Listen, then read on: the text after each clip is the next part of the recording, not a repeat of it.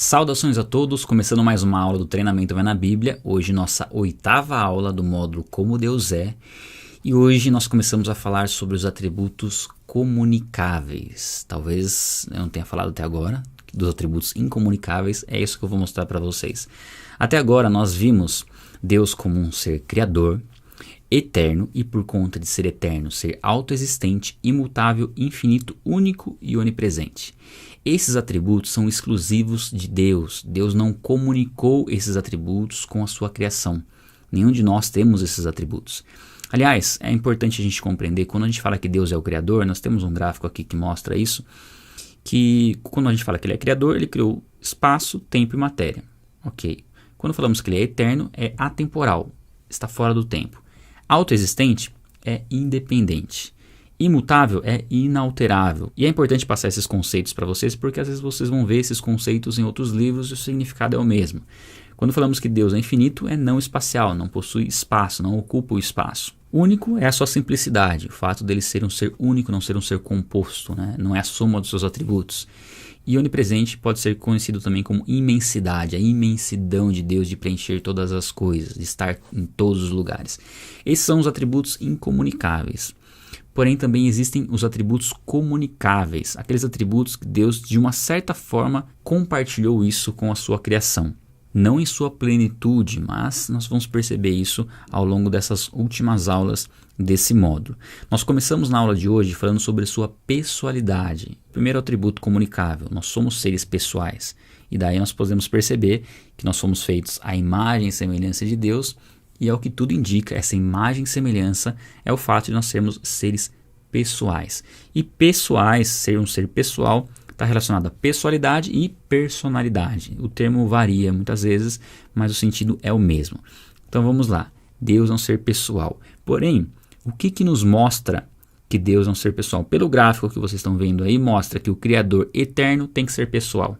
Esse é um ponto muito interessante. Tem a revelação natural e tem a revelação bíblica. A revelação natural é essa. Um Criador eterno é obrigatoriamente pessoal.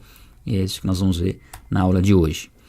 Um ser eterno e independente. E veja que a gente acrescentou um outro atributo aqui.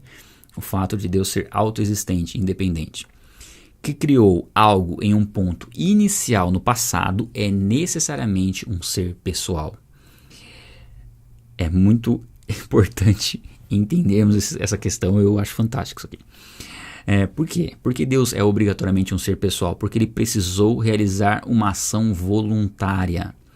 Caso contrário, nada existiria ou o universo teria que ser eterno.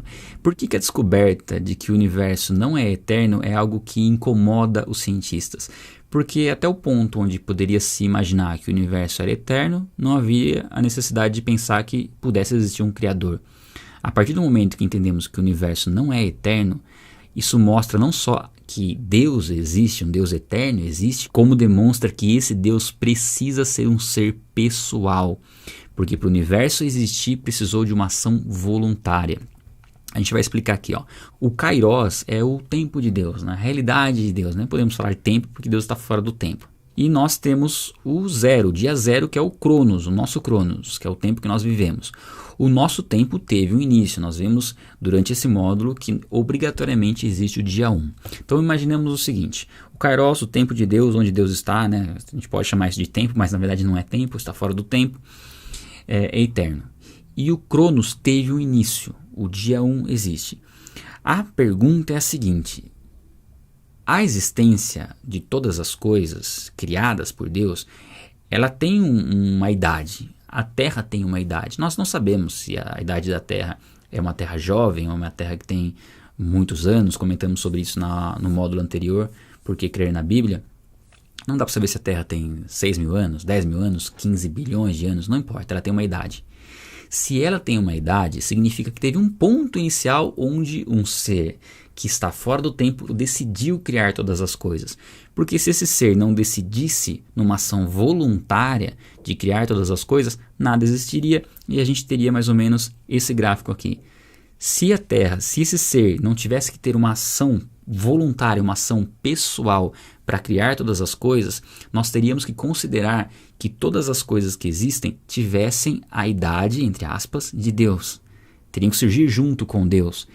Então a Terra não teria 15 bilhões de anos. O universo não teria 15 bilhões de anos, nem 10 mil anos. Teria muito mais do que isso.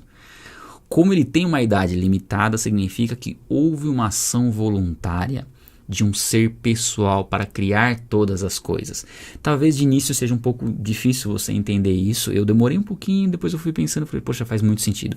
Quando a gente compreende isso e nós descobrimos que Deus é um ser pessoal e isso é evidente através da lógica e da ciência, isso é impressionante. É impressionante. Na minha opinião, isso é algo fantástico, sem palavras. E a revelação bíblica demonstra da mesma forma. As diferentes manifestações da presença de Deus ensinadas pela Bíblia nos revelam esse atributo de Deus, sua pessoalidade.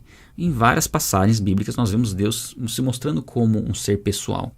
E aqui é importante a gente quebrar esse conceito de que quando dizemos que Deus é uma pessoa, não estamos dizendo que ele é um ser humano de carne e osso. Ser uma pessoa é possuir uma personalidade própria e não necessariamente um corpo físico. Os anjos são pessoas, Jesus é uma pessoa, o Espírito Santo é uma pessoa e Deus Pai é uma pessoa. Eu creio que dentre todas essas revelações, né, que nós temos dos atributos de Deus e quando nós vamos encaixando todas as coisas, o fato de Deus ser um ser pessoal é a que mais me impressiona. Como isso é claro, como isso é evidente, com base na lógica e na ciência. E nas escrituras fica extremamente claro que Deus é um ser pessoal, que deseja um relacionamento com o ser humano, desde a criação, do relacionamento de Deus com Adão, do relacionamento de Deus com Noé, com Abraão, com Davi. Isso é algo claro nas escrituras, mas o mais impressionante é ver isso revelado pela lógica e pela ciência também. Até a próxima aula.